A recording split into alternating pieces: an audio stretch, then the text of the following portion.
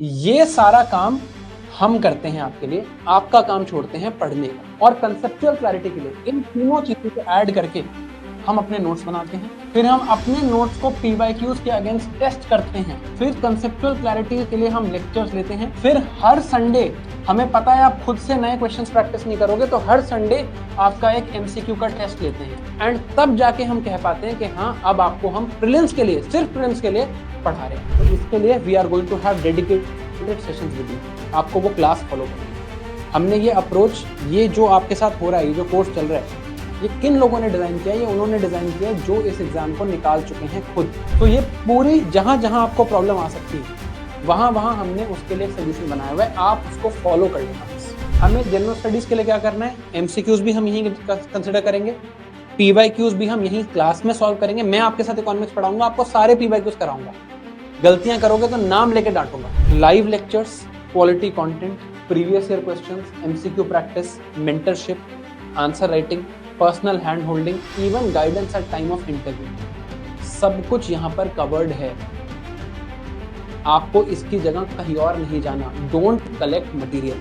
मैं आपको गारंटी दे रहा हूं, you will have a much better chance of clearing prelims than anybody who is in your cohort. So very good evening to all of you. So this session today is probably going to be the most important session for you in the next 1.5 years. अगर आपने जो बातें आज मैं बताऊंगा वो नहीं समझी, then you are going to be in trouble for the next 1.5 years. So it is my sincere recommendation to all of you कि आप मेरे पे जो focus on me and focus on the things that I am saying. So before I start, let me tell you a couple of things about me. Although I am sure आप में से कई लोग मुझे पहले से जानते होंगे, बट जो लोग नहीं जानते मैं अपना इंट्रोडक्शन दे दूं। I am Dr. Shivin Chaudhary. I have done my MBBS from Maulana Azad Medical College, new Delhi.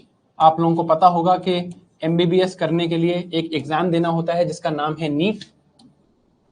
ये नीट का एग्जाम मैंने दिया था इन 2015 and my all India rank in NEET was 70. All India rank 70 in NEET 2015. उसके बाद मैंने UPSC civil services exam दिया। I gave 2 attempts in UPSC civil services exam. 2021 में जब मैंने अटेम्प्ट दिया मेरा प्रीलिम्स क्लियर हुआ but I could not clear the means। 2022 में जब मैंने सिविल सर्विसेज एग्जाम का सेकेंड अटेम्प्ट दिया, I cleared prelims, I cleared mains, I cleared the interview, and my all India rank here was 297, and the service I had gotten was Indian Revenue Service, income tax.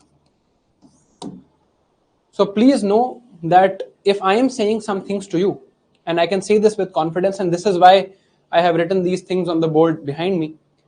If I am saying some things to you, अगर मैं आपको कह रहा हूं that this is the way to study for this exam, these are the principles that you need to follow, आपको ऐसे पढ़ाई करनी चाहिए, इन चीजों के बारे में सोचना चाहिए, I can say it with confidence because of the things that I have done in my life, right? I'm sure you would all agree that this is not a small feat, and whatever principles and whatever techniques I have used to get through these 2 exams and to even teach now, I will be sharing most of them with you today. आज आपको ये चीज समझनी है कि not only कि हम क्या करने वाले हैं in the next 1.5 year, आपको ये भी समझना है कि उसको हम कैसे करने वाले हैं।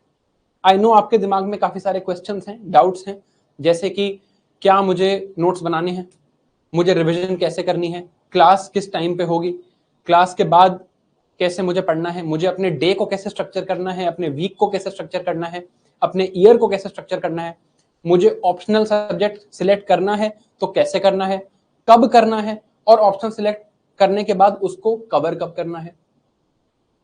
ये सारी चीजें मैंने ऑलरेडी स्लाइड्स में लिखी हुई हैं। Since I have been through these processes that you are going to go now, मैं इसके थ्रू जा चुका हूं। मेरा फर्स्ट अटेम्प्ट 2021 में था। मैंने एग्जाम के लिए तैयारी, वेरी ऑनेस्टली आपको बता रहा हूँ, एग्जाम के लिए मैंने तैयारी 2019 में स्टार्ट की थी, जब मैं खुद अपने कॉलेज के मौलाना आजाद के फाइनल ईयर में था। 2020 में भी मैंने तैयारी की, that was the covid year, तब मैं इंटर्नशिप कर रहा था, so I worked as a covid doctor for 1 year and at that time also I was preparing. I used to go to the medical wards with 12 hours of those heavy PPE kits. आपको याद होगा PPE kit जो होती थी, mask और face shield and what not. 12 घंटे Covid ward में काम करने के बाद भी मैंने वापस आके पढ़ाई करी है।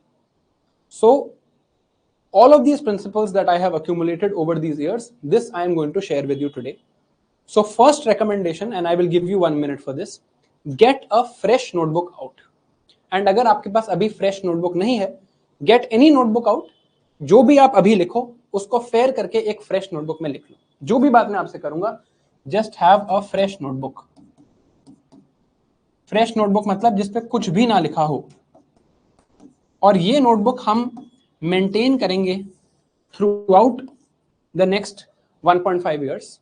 और जो भी प्रिंसिपल्स, ऐसे सेशन, ये आपके साथ पहला सेशन है, ऐसे सेशन आपके साथ बहुत सारे होंगे।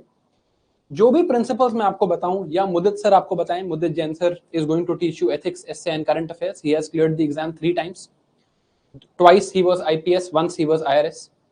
जो भी प्रिंसिपल्स हम आपको शेयर करें आपके साथ, आपको इस नोटबुक में रखने हैं और लिख के छोड़ने नहीं है, बार बार पढ़ने हैं। तो आई होप सबने या तो नई नोटबुक निकाल ली होगी या कोई फ्रेश पेपर निकाल लिया होगा जिसपे आप अब जो मैं आपको बताने वाला हूं वो आप लिखोगे। अब हमारा आज का एजेंडा क्या है? हमारा आज का एजेंडा है, पहले हम समझेंगे कि इस एग्जाम की रिक्वायरमेंट है क्या। आई एम श्योर आप लोगों ने इस एग्जाम के बारे में ये डिसाइड कर लिया होगा कि हाँ मुझे एग्जाम देना है, but what is the requirement of this exam? क्या चाहिए इस एग्जाम को निकालने के लिए, पहले वो डिस्कस करेंगे। फिर डिस्कस करेंगे कि ये जो कोर्स में अब आप आए हो, इस कोर्स को इफेक्टिवली कैसे यूज करना है, how to use this course most effectively. फिर हम डिस्कस करेंगे कि आप इस कोर्स से एक्सपेक्ट क्या क्या कर सकते हो। Then we will discuss your plan for the next 1.5 years. 1.5 years का एक ब्रॉड प्लान डिस्कस करने के बाद we will discuss your daily planning and targets. What should your day look like? We will have a discussion on the optional subject as well as a discussion on note making and active recall. और जो आप लोगों का सबसे common doubt है, sources to follow for this exam, इसके बारे में भी डिटेल में डिस्कशन करेंगे। और ऐसे नहीं करेंगे कि मैंने आपको एक बुक लिस्ट दे दी, जो भी डिस्कशन करेंगे we will have that discussion with evidence. ठीक है, चलिए स्टार्ट करते हैं। सिविल सर्विसेज एग्जाम में व्हाट इज नीडेड? आप लोग अपना अटेम्प्ट 2026 में देने वाले हो। Your prelims exam is going to be in May, your mains exam is going to be in August. Anybody who can tell me date of prelims exam next year? Chat on कर रहा हूं आपके लिए। अगले साल के prelims exam की date कब है? अगले साल एग्जैक्ट डेट।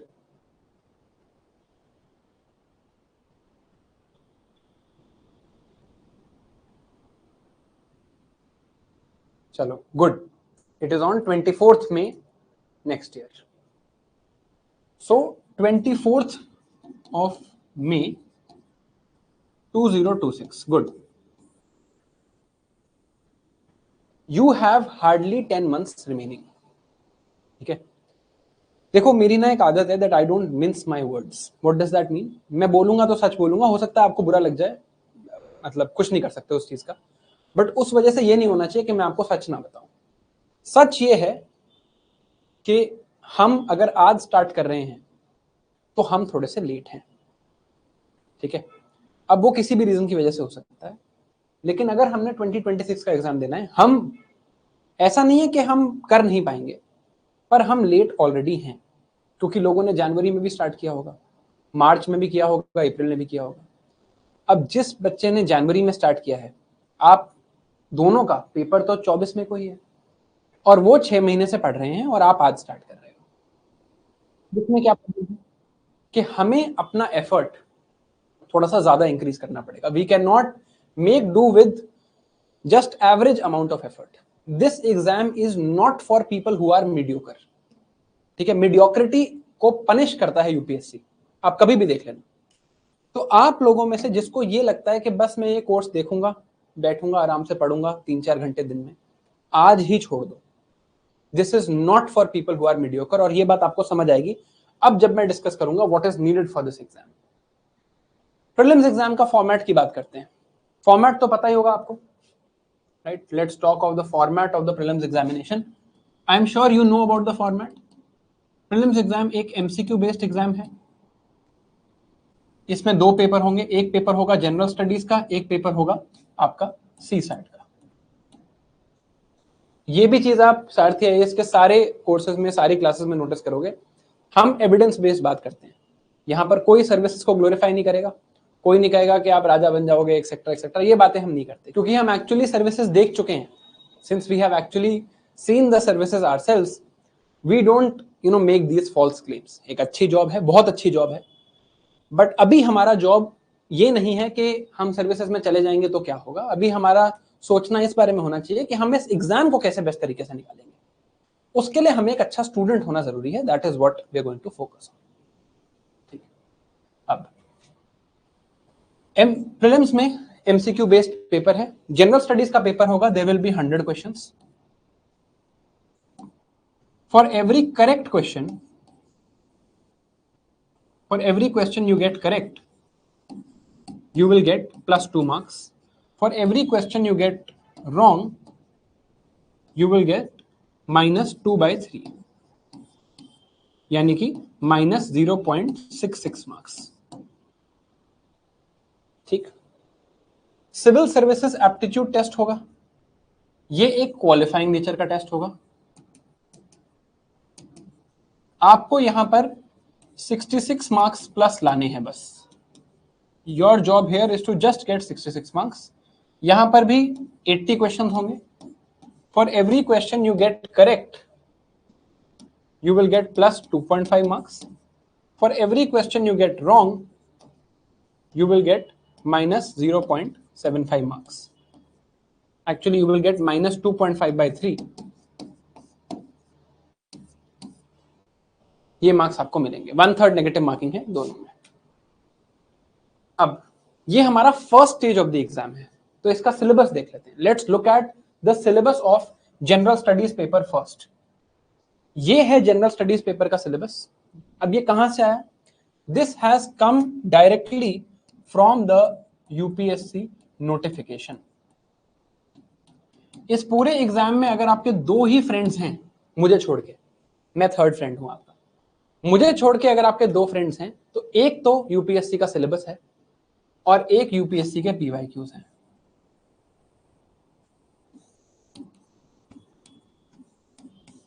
ये पहली चीज आपको लिख लेनी चाहिए, that no matter what happens, do not abandon syllabus and previous year questions. तो एक बार प्रीलिम्स एग्जाम का सिलेबस पढ़ लेते हैं। Current events of national and international importance, ठीक है।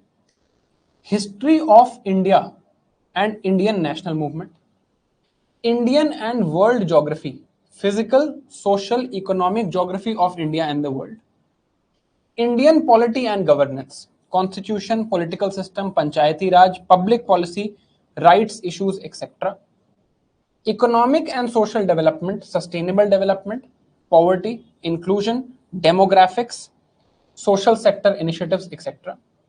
General issues on environmental ecology, biodiversity and climate change that do not require subject specialization. ये इस सिलेबस का पहला झूठ है। Absolutely require subject specialization, ठीक है, डिटेल में पढ़ना पड़ता है। And general science. अब फर्स्ट लाइन क्या थी इस सिलेबस की? Current events of national and international importance. तो मतलब करंट अफेयर्स भी है, history, geography, polity, economy, science and tech, environment and current affairs. ये हमारा। There are 100 questions. Correct question के लिए +2, रॉन्ग क्वेश्चन के लिए -0.66। फॉर्मेट कैसे होता है प्रीलिम्स का कि सीसैट में तो आपको बस क्वालिफाई करना है। You merely have to qualify in the CSAT. यहां आपको, आपने 66 मार्क्स लाए, बात सॉर्टेड है। लेकिन अगर मैं बात करूं जनरल स्टडीज की, तो जनरल स्टडीज का पेपर ये डिटरमाइन करता है कि आप नेक्स्ट स्टेज पे जाओगे या नहीं। The best 13,000 are selected then for mains. Best 13,000 are selected for mains. आपके हिसाब से, जितना देखते हैं आप लोगों को कितनी नॉलेज है, what is the cut off of general studies paper? आपको 100 क्वेश्चंस हैं, करेक्ट के लिए +2 मिलेगा, तो मैक्सिमम मार्क्स आपके हैं 200 मार्क्स। अगर आप सीसेट क्वालिफाई कर लेते हो जनरल स्टडीज में, कितने मार्क्स पे जनरली, औसतन कितने नंबरों पे आपका मेंस में सिलेक्शन हो जाता है? क्या लगता है आपको? 80, 85, 90, 100, 90, 98? अच्छा जी,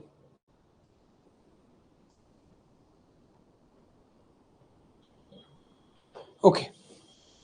देखो, इस साल का डेटा हमारे पास नहीं है क्योंकि यूपीएससी ये डेटा देता है आफ्टर 1 ईयर, बट जो हमारे पास प्रीवियस डेटा है, डेटा ऑफ 2022, 23, 24 एंड 21, ये 4 साल का डेटा हम देख लेते हैं।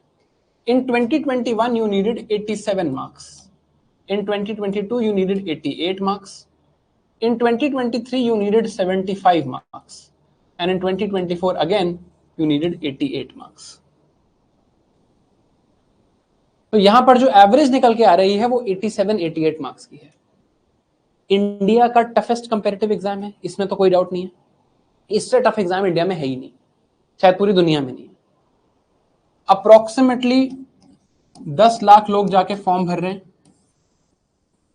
इनमें इंडिया के बेस्ट लोग भी हैं, doctors, lawyers, CAs, PhD scholars, MBA scholars, very intelligent people are also giving the exam. ये सब होने के बाद भी कट ऑफ एटलीस्ट इन 4 सालों में 45% को क्रॉस नहीं किया है। क्यों? क्योंकि टफ है एग्जाम, एग्जाम में मेहनत लगती है, right? It is not something जो आप आसानी से कर सकते हो। तो अब समझते हैं कि अगर मुझे सिर्फ प्रीलिम्स की तैयारी करनी है, अगर मुझे सिर्फ जनरल स्टडीज के पेपर की तैयारी करनी है, तो मुझे क्या करना पड़ेगा? What will I need to do for every subject? ये बात समझते हैं, फिर स्लाइड पे वापस आएंगे। जनरल स्टडीज के ये सब्जेक्ट्स हैं, मैंने सिलेबस को ही लिखा है सिंप्लीफाई करके। There is geography of India and the world, polity and Indian constitution, economy and social development, history of modern India, ancient and medieval history, science and technology, environment and ecology and current affairs. किसी एक topic को उठा लेते हैं। Let's say मुझे prelims के लिए polity तैयार करना है, and I expect that all of you will write this with me. आप ये चीज लिखोगे जो मैं बोल रहा हूं। अगर मुझे किसी एक सब्जेक्ट को तैयार करना है, मुझे पॉलिटी को तैयार करना है, तो इसकी अप्रोच क्या है? What is the approach? कि पहले मैं जाके एनसीईआरटी, राइट, फिर मैं जाके उसकी स्टैंडर्ड बुक पढ़ूंगा, और एनसीईआरटी कौन सी पढ़ूंगा?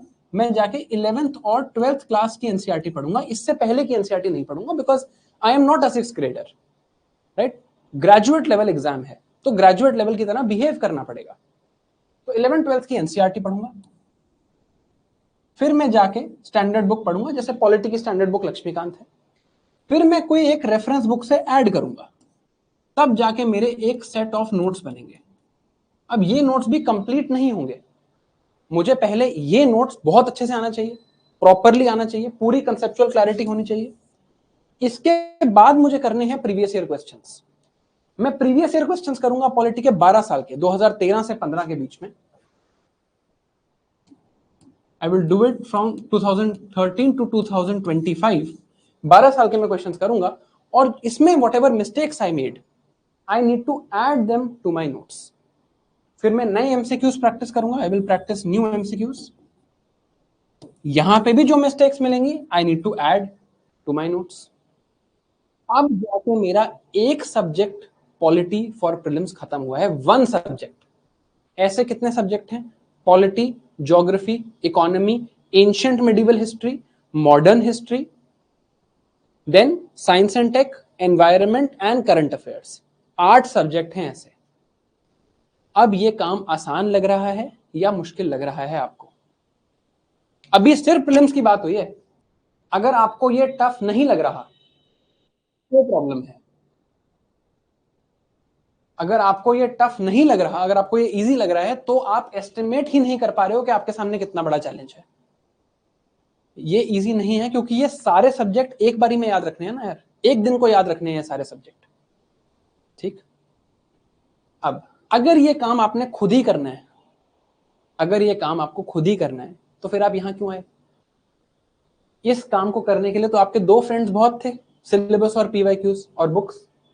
आपने ये तीसरा फ्रेंड क्यों बनाया अगर आपको ये काम खुद करना था तो? अब आते हैं मेरे रोल पे, या मोर स्पेसिफिकली सारथी आईएएस के रोल पे। ये सारा काम हम करते हैं आपके लिए, आपका काम छोड़ते हैं पढ़ने का। It is our job to do all of this for you, कि आपको एक कंसोलिडेटेड नोट्स दें जिसमें ये सारी चीजें हों, और कंसेप्चुअल क्लैरिटी के लिए इन तीनों चीजों को ऐड करके हम अपने नोट्स बनाते हैं। फिर हम अपने नोट्स को पीवाईक्यूज के अगेंस्ट टेस्ट करते हैं। फिर कंसेप्चुअल क्लैरिटी के लिए हम लेक्चर्स लेते हैं। फिर हर संडे, हमें पता है आप खुद से नए क्वेश्चंस प्रैक्टिस नहीं करोगे, तो हर संडे आपका एक एमसीक्यू का टेस्ट लेते हैं। एंड तब जाके हम कह पाते हैं कि हाँ, अब आपको हम प्रीलिम्स के लिए, सिर्फ प्रीलिम्स के लिए पढ़ा रहे हैं।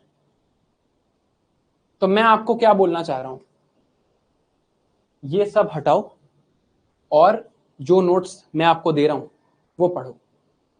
क्या आप ये बात मानोगे? क्या आपको ये बात माननी चाहिए मेरी कि किताबें मत पढ़ो, मेरे नोट्स पढ़ लो और मेरे लेक्चर्स देख लो? क्या आपको ये बात माननी चाहिए? Think like a potential civil servant, क्या आपको ये बात माननी चाहिए? मैं आपको कह रहा हूं मत पढ़ो ये किताबें, मैं नोट्स दे रहा हूं, मैं लेक्चर्स दे रहा हूं, वो कर लेना बस। नहीं माननी चाहिए, बिल्कुल नहीं माननी चाहिए। आपको मुझे कहना चाहिए कि एविडेंस दिखाओ, आपको मुझे एविडेंस मांगना चाहिए कि यार एविडेंस दिखाओ, राइट? अगर एविडेंस आ जाएगा तो बात हो जाएगी। एविडेंस दिखा दूंगा तो मान जाओगे। If I show you evidence, तो क्या आपको ये बात मेरी मान लेनी चाहिए? क्या एविडेंस देखने के बाद आपको ये बात मान लेनी चाहिए? एविडेंस के बाद तो मान लेना चाहिए। एविडेंस के बाद मान लेना चाहिए, ठीक है। कुछ एविडेंस देख लेते हैं। अरे एविडेंस के बाद तो मानोगे ही, एविडेंस के बाद क्यों नहीं मानोगे? अब कौन नो लिख रहा है? ऐसे मजाक मजाक में नो नहीं लिखना कि जस्ट क्योंकि मैंने कह दिया think like a civil servant. Evidence के बाद तो मान जानी चाहिए ना यार। मैं यहाँ पे हूं क्यों? मैं यहाँ पे हूं आपका काम आसान करने के लिए। अगर आपने ये सब कुछ खुद ही करना था तो आप यहाँ क्यों आ रहे हो? I am here so that your job becomes easier. तो थोड़ा एविडेंस दिखा देते हैं आपको। आप लोगों की क्लासेस नेक्स्ट वीक स्टार्ट होंगी। I will be the one who will be the first person who is going to teach you. I am going to teach you economy. ये प्रीलिम्स 2025 के इकोनॉमी के क्वेश्चंस हैं। 2025 के economy question है जो अभी हुआ था प्रीलिम्स 2 महीने पहले, उसके इकोनॉमी के क्वेश्चंस हैं। ये पहला क्वेश्चन है on fiscal deficit, revenue deficit and primary deficit. ये दूसरा क्वेश्चन है on gross primary deficit. Similar questions थे, एक्सपेक्टेड था इस बार ये आना। ये 2 क्वेश्चंस आए। ये हैं हमारे क्लास के नोट्स। प्राइमरी डेफिसिट को डिराइव करने का फॉर्मूला, डेफिसिट्स देखना, रेवेन्यू डेफिसिट देखना, फिस्कल डेफिसिट देखना, ग्रॉस प्राइमरी डेफिसिट देखना। एग्जैक्टली हम फिस्कल डेफिसिट और प्राइमरी डेफिसिट में रिलेशनशिप, क्लास में ये फॉर्मूला हम डिराइव करते हैं। I will derive this with you in the class. और ये इस साल के प्रीलिम्स के लिए जो मैंने पढ़ाया था, ये वो वाले नोट्स हैं जो मैंने इस साल जनवरी में पढ़ाया। मई में प्रीलिम्स था, जनवरी के नोट्स हैं, ठीक है। एक ये तो 2 ही क्वेश्चन हुए, ये एविडेंस इनफ नहीं है, ठीक है। सेकंड क्वेश्चन क्या पूछा है इसमें? Recommendations of the 15th finance commission of government of India, ठीक है जी। इसका एविडेंस है क्या? बिल्कुल है। 15th फाइनेंस कमीशन ने 41% डेवोल्यूशन की बात की थी। ऑप्शन में यहां पर 45% डेवोल्यूशन लिखा है, ये सेकंड ऑप्शन गलत है, इसको हटा के क्वेश्चन सॉल्व हो जाएगा। बट नोट्स में बाकी तीनों रिकमेंडेशंस भी डिस्कस की हुई। Of course, I cannot have the complete notes here, but entire recommendations are also discussed. ठीक है, ये तो these are just 3 questions. ठीक, international bank for reconstruction and development, it's part of the world bank group, इस पे question पूछा गया, ठीक है, कि इसका काम क्या है?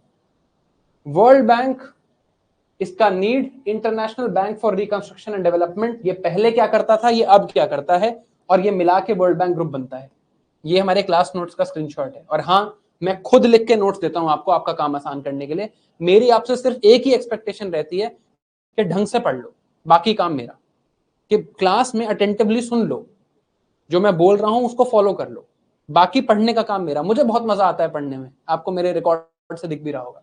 बट ये तो 4 ही क्वेश्चन हुए, तो ये आरटीजीएस और एनईएफटी के क्वेश्चन का क्या है? 5th क्वेश्चन इस साल के प्रीलिम्स का। तो ये आरटीजीएस और एनईएफटी का क्वेश्चन का ऐसा कि इसमें आरटीजीएस और एनईएफटी की ऑपरेशनल लिमिट्स पूछ रखी थी, और ये यहां पर इसका पूरा ऑपरेटिंग मॉडल और टाइमिंग्स और करंट अफेयर्स का स्क्रीनशॉट भी दिया हुआ था जहां से क्वेश्चन आया। ठीक, ओके, चलो फिर ये क्या, what about this question, sources of income for RBI. ये पूछ रखा है कि आरबीआई कैसे कैसे पैसे कमाता है। तो यहां पर पूरी balance sheet of RBI discuss की हुई थी कि आरबीआई के लाइबिलिटीज क्या हैं, आरबीआई के एसेट्स क्या हैं, how does RBI get income, how does RBI get profit. ठीक, प्रॉफिट्स ऑफ आरबीआई कहां से आते हैं, एक्सपेंसेस क्या हैं, प्रॉफिट्स क्या हैं, डिस्कशन हो रखी है। ठीक है, फिर ये है business sustainability and responsibility report के ऊपर क्वेश्चन। ये कह रहा है कि आरबीआई ऐसी रिपोर्ट बनाता है, बट हमने तो क्लास में डिस्कस किया था कि ये रिपोर्ट तो सेबी बनाता है, और यहीं से हमारा ये आंसर भी निकल आता है। ठीक है, बट ये तो 10 ही क्वेश्चन हुए। ये मिनरल सिक्योरिटी पार्टनरशिप और क्रिटिकल मिनरल्स के ऊपर क्वेश्चन है, राइट। यहां पर supply risk of critical minerals and mineral security partnership discuss की थी इसी क्लास में, कि क्रिटिकल मिनरल्स में हम क्या कर रहे हैं। अब again question on regulatory body and stock markets, कि इंडिया में ऐसी कोई बॉडी नहीं है जो स्मॉल इन्वेस्टर्स को वार्न करे about risk of option trading. हमने यहां सेबी का रोल देखा है कि fair contracts, no cheating, trust in capital markets, regulate capital market, ये काम सेबी का है। तो ये ऑप्शन भी हम वहां से कर सकते हैं। Question on capital receipts, borrowing, disinvestment interest of the government of India. Revenue receipts, capital receipts, borrowing of government, disinvestment of government, यहां पर प्रॉपरली डिस्कस्ड है। टर्मरिक के ऊपर क्वेश्चन कि क्या इंडिया टर्मरिक एक्सपोर्ट करता है, तो कितना करता है, etcetera etcetera. Complete discussion about turmeric and national turmeric board. Question on Rashtriya Gokul mission about cows in India and their health, livelihood, livestock sector के थ्रू जो लाइवलीहुड मिलता है लोगों को। Discussion on Rashtriya Gokul mission, is this evidence sufficient. Question on venture capital, hedge fund, bonds and stock. Discussion on venture capital, hedge funds and alternate investment fund. ये evidence, अब क्या आपको मेरी ये बात मान लेनी चाहिए? देखो, जब भी आपने आज तक इस एग्जाम के बारे में सुना है, सोचा है, लोगों ने क्या बोला है? लोगों ने बोला है यार कि इस एग्जाम में ना ये पर्टिकुलर चीज आप पढ़ लो या ये वाली बुक पढ़ लो। तो आपका फर्स्ट रिएक्शन होता है और क्या पढ़ना है? मैंने कहा पॉलिटिकल लक्ष्मीकांत पढ़ लो, आपका क्या रिएक्शन है? और क्या पढ़ना है? आप डिस्ट्रिक्ट कलेक्टर बनने आए हो, मटीरियल कलेक्टर नहीं बनना है। This is a principle you need to keep in your mind till the time you are in this journey. One source and multiple revisions is much better than multiple sources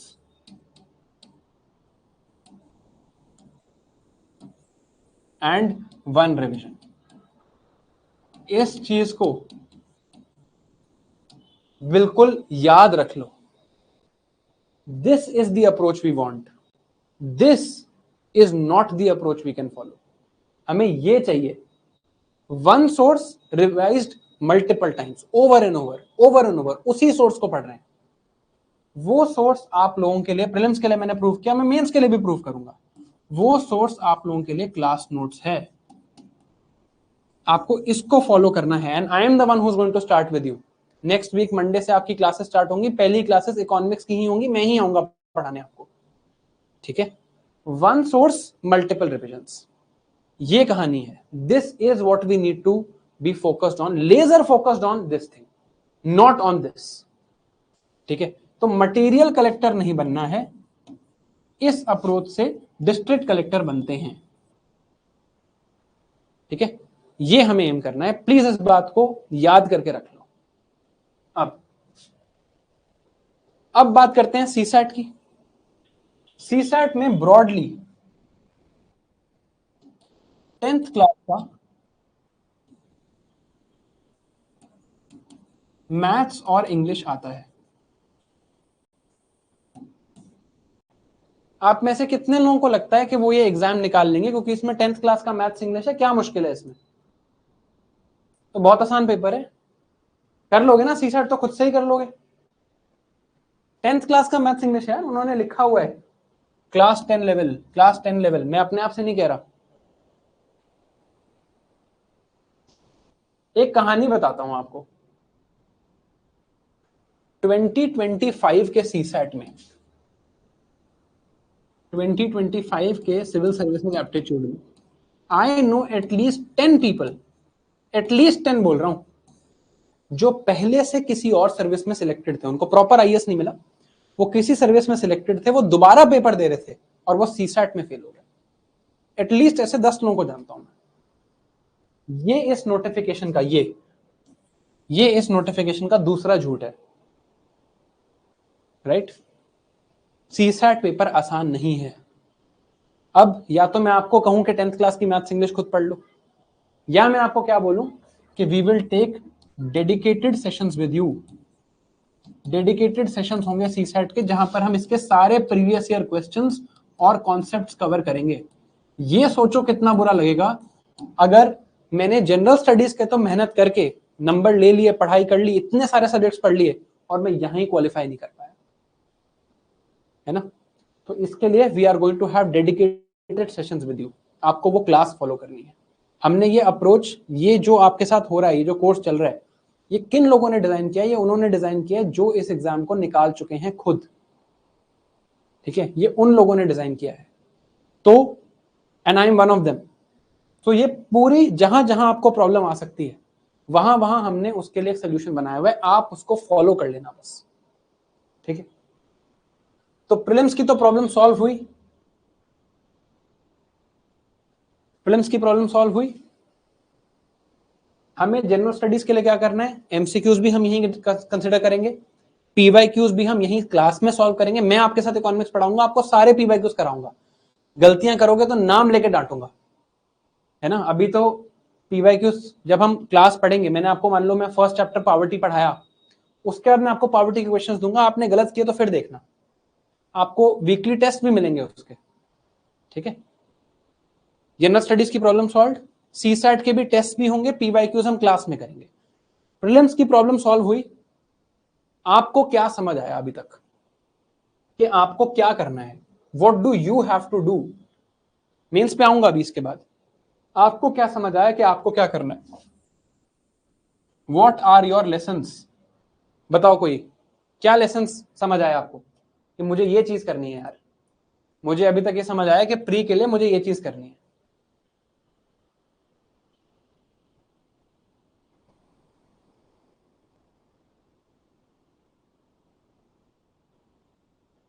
class को follow करो,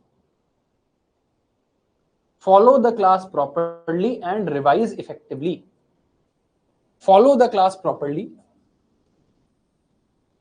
follow the class and revise effectively. When I come to class, most people will come and they will be happy to see the lecture देख लेंगे, वो घर जाके revise नहीं करेंगे, घर जाके सोचेंगे। आप घर पे ही हो वैसे, घर पे आप सोचोगे, people at home will think that I've seen the lecture, let me just take a break for some time and then I will revise later. Later never happens in this exam. In this exam, you never cover your backlogs, ever. You create a backlog, it will stay with you for the rest of your life.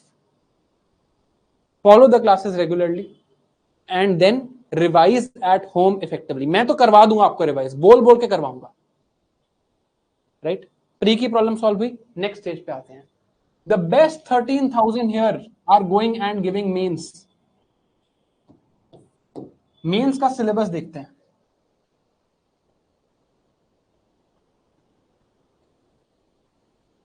Mains होता कैसे है, कितने paper होते हैं mains exam में, बताओ कोई, देखते हैं आपको कितना पता है एग्जाम के बारे में।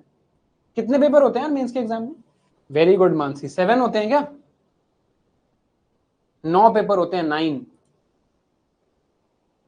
Not knowing this is a crime from today. Qualifying papers होते हैं 2। There are 2 qualifying papers, English language qualifying paper and Hindi language qualifying paper. ये क्वालिफाइंग पेपर्स हैं, इनमें आपको केवल क्वालिफाई करना है। 300 मार्क्स के पेपर होते हैं, आपको 75 मार्क्स लाने हैं।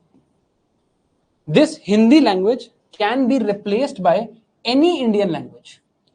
मैंने हिंदी में पेपर दिया था, you can give in any Indian language of your choice. आप मराठी में देना चाहते हैं, गुजराती में देना चाहते हैं, तमिल में देना चाहते हैं, जिस language, any Indian language of your choice. I chose Hindi, you can choose any language. English is compulsory, you have to give, but it is a qualifying paper. यहां पर जनरली लोगों को दिक्कत नहीं आती। दिक्कत कहां आती है वो देखते हैं। These are not scored in your final list. The scoring papers are 7. One paper of essay, general studies paper 1, 2, 3 and 4, then optional subject paper 1 and paper 2. ठीक है, ये तो नंबर ऑफ पेपर्स हैं। What makes the mains the actually most difficult paper in the country? ये है सबसे मुश्किल stage. क्या होता है इसमें?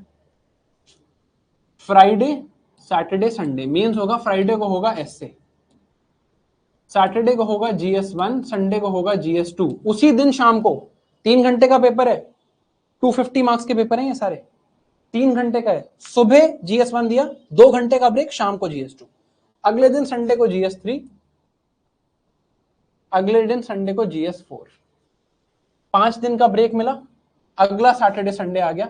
लैंग्वेज पेपर 1, लैंग्वेज पेपर 2, वो क्वालिफाइंग लैंग्वेज वाले पेपर हैं ये। फिर ऑप्शनल पेपर 1, ऑप्शनल पेपर 2। इतने क्लोजली बंच टुगेदर है और इतने सारे पेपर्स हैं। All of these papers are 250 marks each. तो 250 मार्क्स के 7 पेपर्स, मतलब टोटल 1750 मार्क्स। मैं क्यों कह रहा हूं बार बार इतना टफ है, इतना टफ है, ये अभी आपको पता चलेगा। मेंस का जो टॉपर होता है, मेंस में हाईएस्ट मार्क्स जिसके आते हैं, उसके 1750 में से कितने नंबर आते हैं? क्या लगता है आपको? अगर आपको मेंस को बिल्कुल टॉप करना है, या चलो कह लेते हैं कि अगर आपको जनरल कैटेगरी से आईएएस बनना है, तो कितने मार्क्स चाहिए इसमें से? 1750 में से कितने मार्क्स चाहिए जनरल कैटेगरी से आईएएस बनने के लिए? क्या लगता है?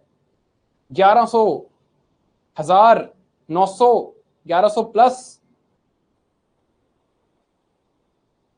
जनरल कैटेगरी से आईएएस बनना है और आप इंटरव्यू में एक डिसेंट परफॉर्मेंस दोगे, तो मेंस में इन 1750 मार्क्स में से आपको 800 मार्क्स चाहिए।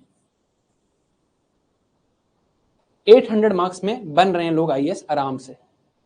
इस साल की रैंक 1 शक्ति Dubey, student of Sarathi IAS, कितने मार्क्स आए हैं मेंस में?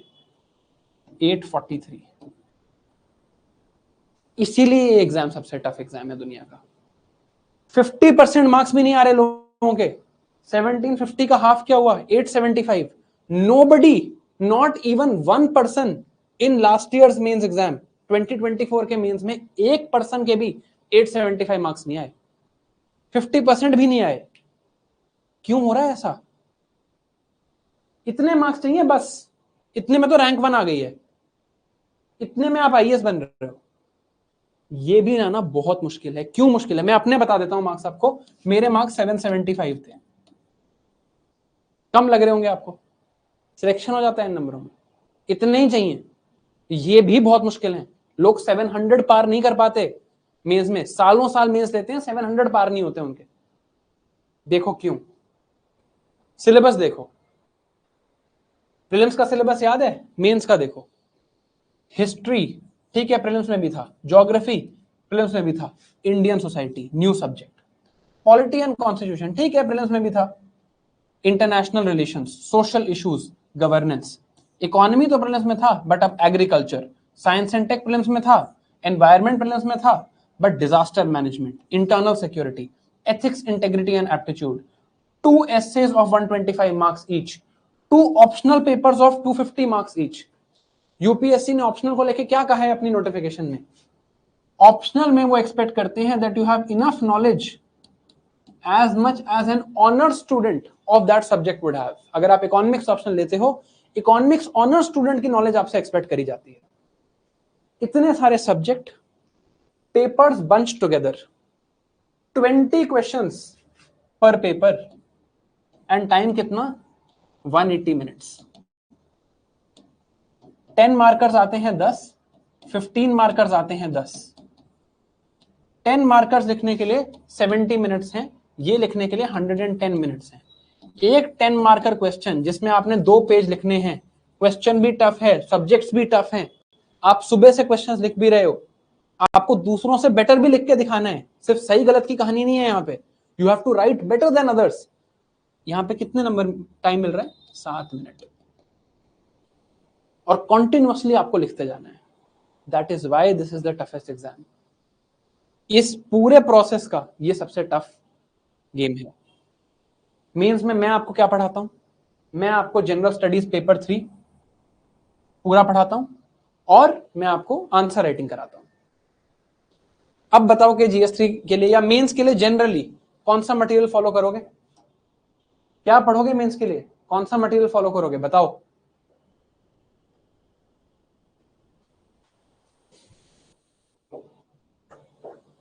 बताओ जी, कौन सा मटेरियल फॉलो करोगे? क्या पढ़ोगे मेंस के लिए? एनसीईआरटी पढ़ के तो 500 नंबर भी नहीं आ सकते हैं मेंस में. अरे बोलो ना, एविडेंस दो. बोलो सर, एविडेंस दो. हम क्या बताएं, आप एविडेंस दो. दे देते हैं जी आपको एविडेंस.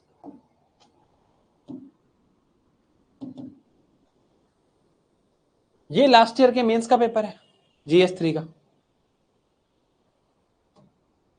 चलो ऐसे ही देख लो. ये क्वेश्चन आया लास्ट ईयर मेंस में, 2024 मेंस का क्वेश्चन है, और मैंने 2024 मेंस से जो पहले पढ़ाया था वो नोट्स आपको दिखा रहा हूं. Describe the context and salient features of digital personal data protection act 2023. Digital personal, ये देख लो, GS3 के इंटरनल सिक्योरिटी के नोट्स हैं. Digital personal data protection act 2023 features analysis. ठीक है, एक ही क्वेश्चन आया होगा शायद. Social media and encrypting messaging services pose a serious security challenge. What measures have been adopted at various levels to address security implications of social media? Also suggest any other remedies to address the problem. Social media and internal security. Social media की problems, इसके threats क्या हैं, कौन कौन से हमने measures लिए हैं, how it leads to radicalization. यहाँ पर proper initiatives to regulate social media दिया हुआ है. और कुछ और फर्दर करने के लिए वे फॉरवर्ड है. International centre for counter terrorism की रिकमेंडेशंस हैं, तो ऐसे नहीं कि कुछ भी लिख दिया. Explain role of millets for ensuring health and nutritional security in India. अच्छा जी, मिलेट्स क्या होते हैं? Benefits, nutritive benefits, health benefits.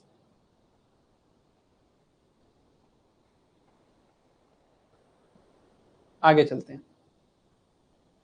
Challenges faced by Indian irrigation system in recent times, state the measures taken by government.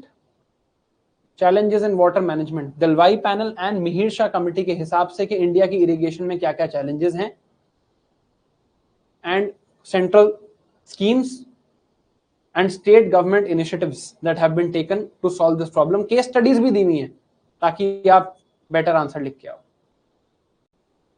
What is disaster resilience? Mention global targets of Sendai framework of disaster management. Disaster risk reduction and disaster resilience. Sendai framework. Sendai framework की priorities क्या हैं? Hyogo framework, evolution of Sendai framework. ठीक है जी, चलो आगे देखते हैं। Causes of persistent high food inflation in India. Comment on the effectiveness of monetary policy of RBI to control this type of inflation. Food inflation in India. Overview, reasons for food inflation, and specific factors and government measures to control inflation. मिल गया evidence, मिल गया evidence. खुशबू अभी भी लिख रही है notes plus editions. अरे notes ही पढ़ लो, मत करो एडिशन। ये माइंडसेट से बाहर लाना मेरा काम है आज आपको। यही पढ़ लो, ये याद नहीं होंगे एंड तक, ये भी याद नहीं होंगे एंड तक, इतना याद कर लो। मिल गया एविडेंस? कुछ समझ आ रहा है? यार मैं सही बता रहा हूं। अब कोई लिख रहा है एंड करंट अफेयर्स। अरे करंट अफेयर्स पढ़ाना भी तो मेरा ही काम है यार। आपको ना आइडिया नहीं है हम कितनी मेहनत करते हैं यहाँ पे नोट्स बनाने में। आप यही फॉलो कर लो, आपको एक दो क्लास के बाद समझ आ जाएगा। आप यही फॉलो कर लो, इसके बियॉन्ड कुछ करने की जरूरत नहीं है। मेंस में आंसर राइटिंग में प्रॉब्लम आती है, हम लोग आपको स्पेसिफिक आंसर राइटिंग सेशंस कराते हैं। एक राइट स्मार्ट जो मैं आपके साथ करूंगा, जहां मैं आपको प्रीवियस ईयर क्वेश्चंस लिखना सिखाऊंगा। एक लाइव आंसर राइटिंग सेशंस जो वरुण सर आपके साथ करेंगे, and you will understand what to do throughout. ठीक है, अब how to use this course most effectively. इस कोर्स को यूज कैसे करना है सबसे effectively. Live lectures, quality content, previous year questions, MCQ practice, mentorship, answer writing, personal hand holding, even guidance at time of interview, सब कुछ यहां पर कवर्ड है। आपको इसकी जगह कहीं और नहीं जाना। Don't collect material. करना क्या है, फॉलो दिस प्रॉपरली। मेरे से ये बात आप अभी प्रॉमिस करो सबके सब। आज हम स्टार्ट कर रहे हैं, we are starting today on 14th July. आप ये मुझे प्रॉमिस करो that when 6 months have passed and it is 31st December of this year, when 6 months have passed and it is 31st December, 31st December को अगर मैं आपसे मिलने आया, यू विल टेल मी कि सर जो चीज आज 14th है, हमारी क्लासेस स्टार्ट होंगी 21st जुलाई को। आप बस एक कमिटमेंट मुझे दे दो कि on 31st December whatever has been taught between this time, 31st December को आपको 21 जुलाई को पढ़ाया हुआ भी याद होना चाहिए, 22 वाला भी याद होना चाहिए, 23 वाला भी याद होना चाहिए, अक्टूबर वाला भी याद होना चाहिए, सितंबर वाला भी याद होना चाहिए। जो भी पढ़ाया गया इस टाइम के बीच में आपको सब कुछ याद होगा 31st December को। ये कमिटमेंट आप मुझे दे दो, मैं आपको गारंटी दे रहा हूं, you will have a much better chance of clearing prelims than anybody who is in your cohort. आपके आसपास जितने भी लोग हैं, जितने लोग यहां हैं, जितने लोग बाकी फाउंडेशन बैचेस में हैं, आप सबको मिला दो। अगर आप इस चीज को मीट कर लेते हो और आप मुझे ये कमिटमेंट आज दे देते हो, मैं आपको गारंटी दे रहा हूं प्रीलिम्स क्लियर करने की और मेंस में बहुत अच्छा करने की आपके chances are double than that of others. तो क्या आप ये कमिटमेंट मुझे दे सकते हो? इजी नहीं है ये commitment, this is not an easy commitment. आसान नहीं है ये commitment.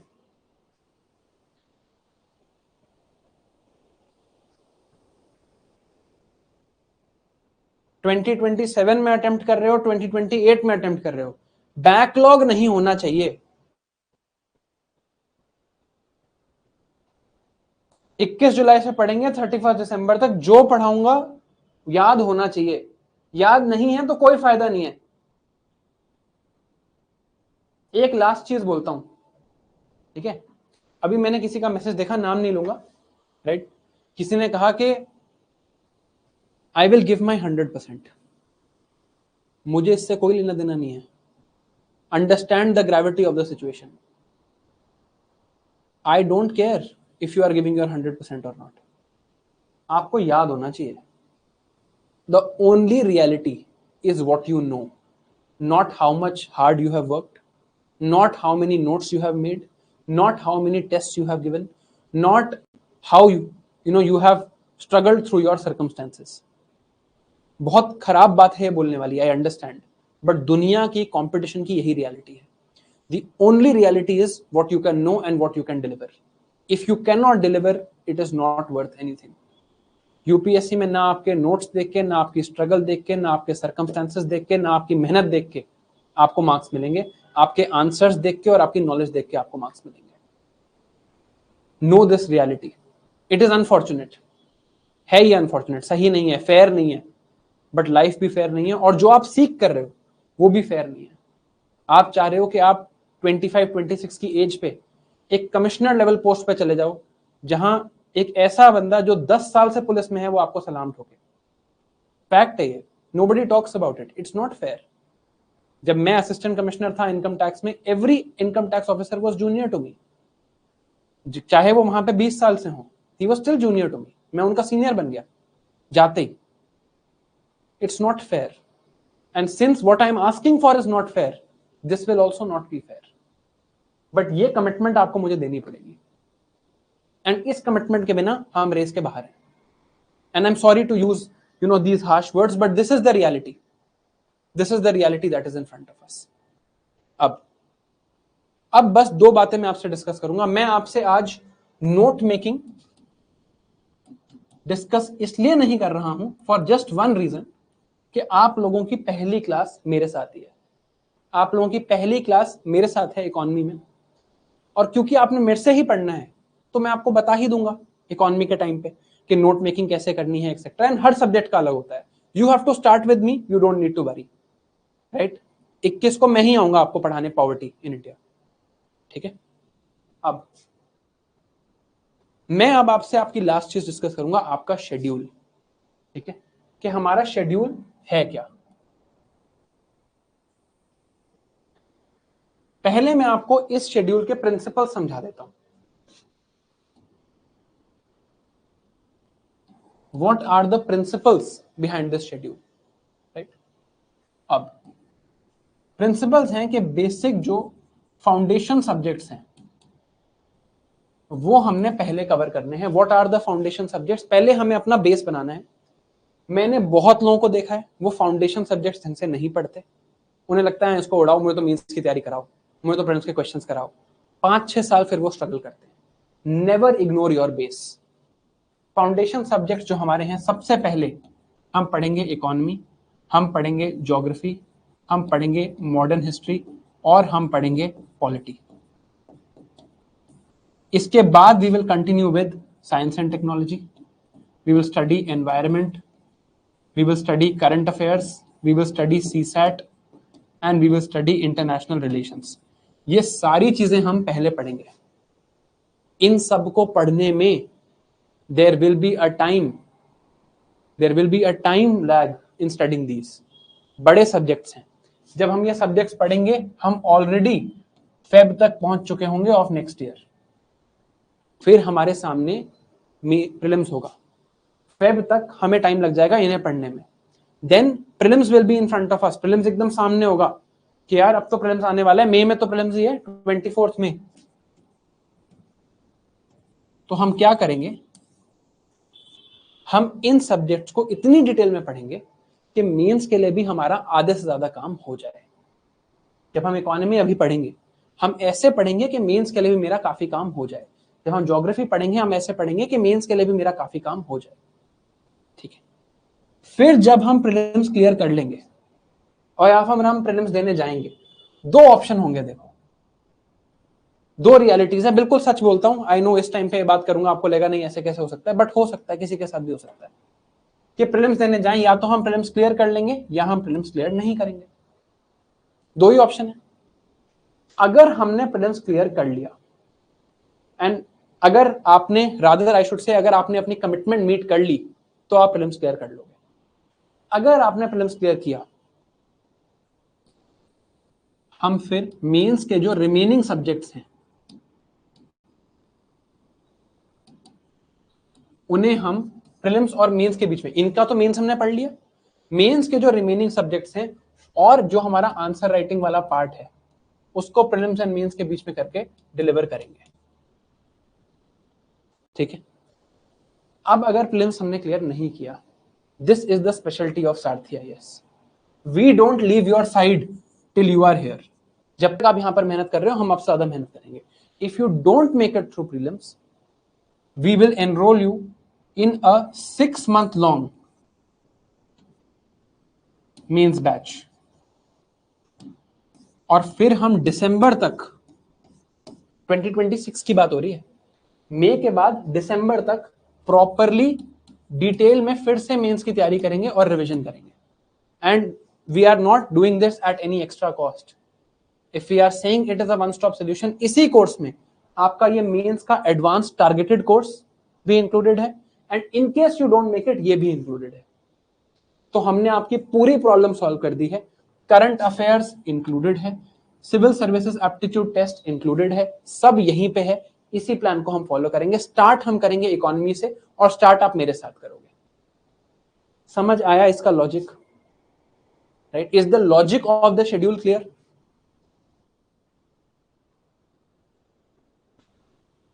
Is the logic of the schedule clear?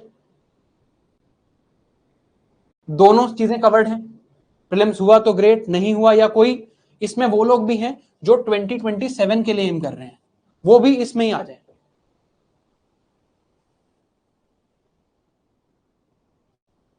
ठीक है, तो शेड्यूल वाइज हम ये चीज फॉलो करेंगे कि आपको इस हिसाब से हम फॉलो करेंगे कि यार ये वाले बेसिक सब्जेक्ट्स हमने किए, साथ में हमने ये चीजें भी करी, ये चीजें हम करेंगे फेब तक के टाइम में, ट्राई करेंगे इसको खत्म करने का।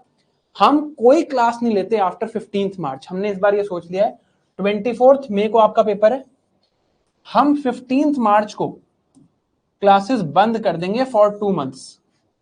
इन 2 मंथ्स में आपका काम होगा रिवाइज करना। इसमें हम जो क्लासेस आपके साथ लेंगे वो सिर्फ होंगी लाइव एमसीक्यू सॉल्विंग, जहां आपको हम क्लास में सामने खड़े होकर एमसीक्यू सॉल्व कराएंगे, live PYQ solving and current affairs. कोई भी सब्जेक्ट बेस्ड क्लास नहीं लेंगे लास्ट 2 मंथ्स में। लास्ट 2 मंथ्स आपका टाइम है, रिवाइज करो, अच्छे से प्रीलिम्स देके आओ। सब कुछ 15 मार्च तक खत्म करेंगे। प्रीलिम्स खत्म होगा, अगले ही दिन बुला लेंगे कि आ जाओ, चलो मेंस की जो जो चीजें रह गई उसको खत्म करते। सॉर्टेड? ठीक है, लास्ट डिस्कशन मुझे करनी है आपसे रिगार्डिंग योर ऑप्शनल सब्जेक्ट। आप में से कितने लोगों ने अपना ऑप्शनल सब्जेक्ट डिसाइड कर लिया है? How many of you have decided on your optional subject कि मुझे यही ऑप्शनल लेना है? सेकेंड क्वेश्चन, यहां पर ऐसे कितने लोग हैं जिन्होंने 2 वीक से ज्यादा अपने ऑप्शनल पे ऑलरेडी स्टडी कर ली है? You have studied your optional for more than 2 weeks. ऐसे कितने लोग हैं?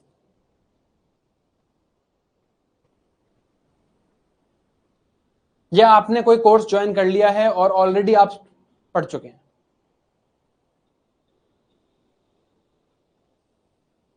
अगर आप इस कैटेगरी में नहीं हो कि आपने ऑलरेडी कोर्स कोई फॉलो कर लिया है, देखो to be very straight with you, optional में कोचिंग लेना is a good idea. Honours level की नॉलेज चाहिए, खुद से करना काफी मुश्किल है।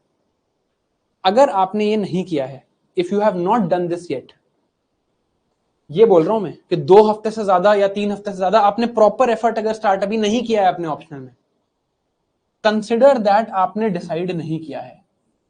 एंड आई विल रेकमेंड कि आप जाओ सारथी आईएएस के यूट्यूब चैनल पे और वहां पे सर्च करो ऑप्शनल की वीडियो। ये आपका आज का होमवर्क है। ये वीडियो मैंने बनाई है with data of last few years. Last year के टॉपर्स का डेटा लेके उनकी मार्कशीट्स मंगा के हमने अपने स्टूडेंट्स की 175 स्टूडेंट्स थे जो मेंस प्रोग्राम में जिन्होंने हमारे साथ पढ़ाई करी थी, उनका उनकी मार्कशीट्स मंगा के उस डेटा को एनालाइज करके मैंने दिखाया है कि कौन सा ऑप्शनल किसको सिलेक्ट करना चाहिए।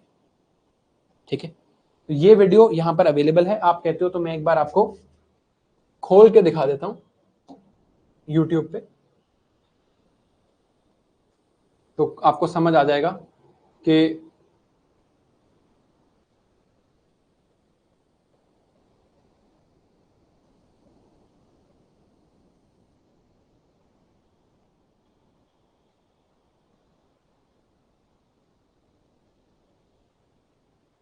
ये ये video, choose your optional wisely, this video, ये वीडियो देख लेना प्लीज। ठीक है, मैंने ही बनाई है और प्रॉपरली बताया हुआ है कि ऑप्शनल सब्जेक्ट कैसे चूज करना है। ठीक है, क्या सर्च किया मैंने? Sarathi IAS how to select optional, सबसे पहली वीडियो यही आएगी, ये वीडियो आपने देखनी है। ठीक है, इस बेसिस पे अपना डिसीजन लो। अब क्वेश्चन क्या है? ये तो हुआ how to select optional. Second question is when to select. ऐसा तो है नहीं कि आज ही सिलेक्ट कर लोगे, उस वीडियो में भी मैंने आपको बताया है कि कैसे फॉलो करना है। When to select optional, within next 1 week. Already हम लेट हैं, within next 1 week optional select हो जाना चाहिए, इससे ज्यादा डिले नहीं करना। कर लिया है तो बहुत बढ़िया। अब third and most difficult question, by when should my optional be complete. Complete means मैंने अपनी कोचिंग पूरी कर ली है ऑप्शनल की, I have completed my coaching and I have written previous year questions of last 12 years. At least मैंने compilation देख ली है 12 साल के क्वेश्चंस की, मैंने देख लिया है किस टाइप के क्वेश्चंस आते हैं। मुझे अब ब्रॉडली एक आइडिया है कि हाँ यार ऑप्शनल की पढ़ाई ऐसे होती है, ये सारी चीजें होती हैं। By when do I have to complete? अगर अगले साल सिलेक्ट होना है, दिसंबर, तो वही दो चीजें हैं, दो कमिटमेंट मांग रहा हूं। दिसंबर 31 तक जो 21 जुलाई से दिसंबर तक पढ़ाया वो सब याद होना चाहिए और ऑप्शनल कंप्लीट होना चाहिए। ये दोनों गारंटी दे दो। इंटरव्यू तो आप दे रहे हो 26 में, ये गारंटी आप मुझे दे दो दोनों चीजों की। जितने लोग यहां हैं ना, 1% भी नहीं करेंगे ये, और 1% से ज्यादा इस क्लास से इंटरव्यू दे देंगे 2026 में, ये भी मैं श्योर हूं। ठीक है, this is what I am telling you. ये दो कमिटमेंट्स हैं यार। If you want to study optional with us, you can check that out. We do 4 optional subjects here: geography, PSIR, anthropology and sociology. But वो decision आप तब लेना जब आप ऑप्शनल फिक्स कर लो अपना पहले। ठीक है, हमने यही टारगेट्स बनाए हैं कि हम दिसंबर तक खत्म करेंगे अपने ऑप्शनल के सब्जेक्ट्स के कोर्सेज में, और जो भी जहां से भी फॉलो करो आपने दिसंबर तक खत्म करना है। Can I have these 2 commitments, 2 things by December? आऊंगा दिसंबर में वापस मिलने, that everything in GS that I will study from July to December I will remember, and everything in optional of my own optional I will complete. ये दो commitment दे सकते हो क्या? Last बात बोलूंगा, if you are preparing for 2027 और beyond, तो अभी रुक जाओ थोड़ा ऑप्शनल के लिए, you can wait, there might be some reforms coming. अभी ऑप्शनल में टाइम मत लगाओ, जीएस पे फोकस करो। अगर 2027 वाले हो तो एक बार जनवरी में रीइवैल्यूएट करेंगे, अभी रुक जाओ, अभी मत पढ़ो, अभी wait for GS, there might be some reforms coming, right? So let's wait. 2026 में नहीं हो रहे रिफॉर्म, 2026 में ऐसे ही रहेगा जितना अभी लग रहा है। यूपीएससी कुछ भी कर सकता है, बट जितना अभी लग रहा है ऐसा ही रहेगा, तो we'll stick with this for 2026।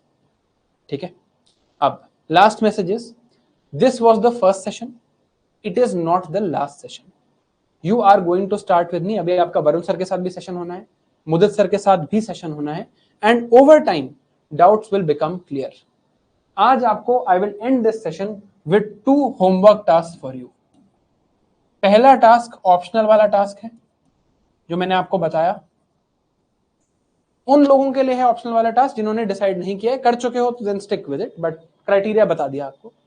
दूसरा टास्क, और ये 21 को मेरी पहली क्लास है, मैं उसमें चेक करूंगा मेंस का सिलेबस। यूपीएससी के मेंस का डिटेल्ड सिलेबस है, मेन सिलेबस यूपीएससी का सर्च करो और याद होना चाहिए 21 को। 21 को आऊंगा मंडे को, अब इसके बाद मैं आपको मंडे को मिलूंगा, हम इकोनॉमिक्स से स्टार्ट करेंगे। मैं आपसे डायरेक्टली पूछूंगा मेंस के सिलेबस में क्या क्या लिखा हुआ है, और जिसने याद किया होगा और नहीं किया होगा सारा डिफरेंस पता चल जाएगा। मेन सिलेबस याद करना है, detailed main syllabus you have to remember. ये 2 होमवर्क हैं. Your next session is going to be with Varun sir in I think a couple of days. Thank you very much for listening patiently and behaving like future bureaucrats and being being patient even when there was a technological problem. So thank you for this, and I will now see you on Monday.